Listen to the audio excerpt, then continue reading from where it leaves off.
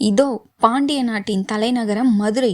கலைகளும் கவிதைகளும் செழித்த இந்த மண்ணில் ஒரு சாதாரண பெண் வரலாற்றையே மாற்றப் போகிறாள் என்று யாரும் நினைத்திருக்கவில்லை. தன் கணவன் கோவலன் அரசியின் சிலம்பை திருடிவிட்டதாக வீணாக பழி சுமத்தப்பட்டு கொல்லப்பட்ட செய்தி கண்ணகியின் காதுகளை எட்டியது.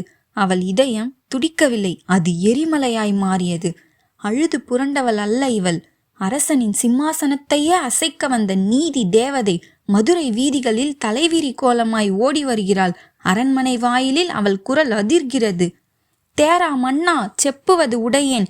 யாரையும் ஆராயாமல் தண்டித்த மன்னனே, இதோ கேள்.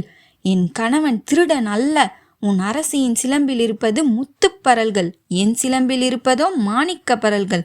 கண்ணகி தன் சிலம்பை உடைக்க சிதறிய மாணிக்க பரல்கள் பாண்டிய மன்னனின் முகத்தில் பட்டு தெரித்தன. உண்மை சுட்டது, நீதி தோற்றது. யானோ அரசன், யானே கல்வன் என்று அரியணையிலேயே உயிர் துறந்தார் மன்னர்.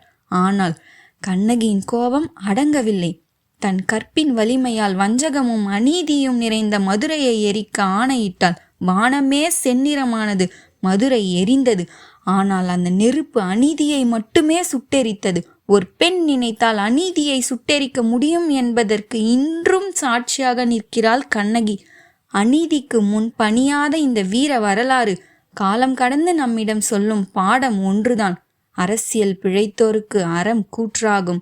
உண்மை பேச தைரியம் இருந்தால் நீயும் கண்ணகி போல வலிமையானவனே. இந்த வீடியோ உங்களுக்கு பிடிச்சிருக்கா? அப்போ லைக் பண்ணுங்க, உங்க நண்பர்களோட ஷேர் பண்ணுங்க. அடுத்த வீடியோவில் சந்திக்கலாம். டாடா.